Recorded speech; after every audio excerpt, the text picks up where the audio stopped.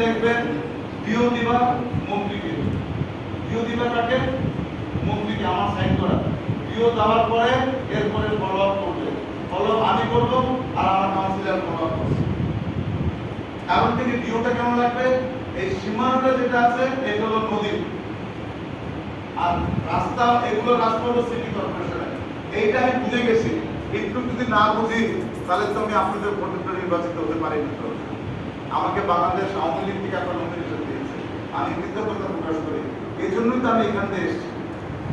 এই রোডটা হলো আপনাদের মনের দাবি, সবার দাবি, এটাকে করতে হবে ইনশাআল্লাহ।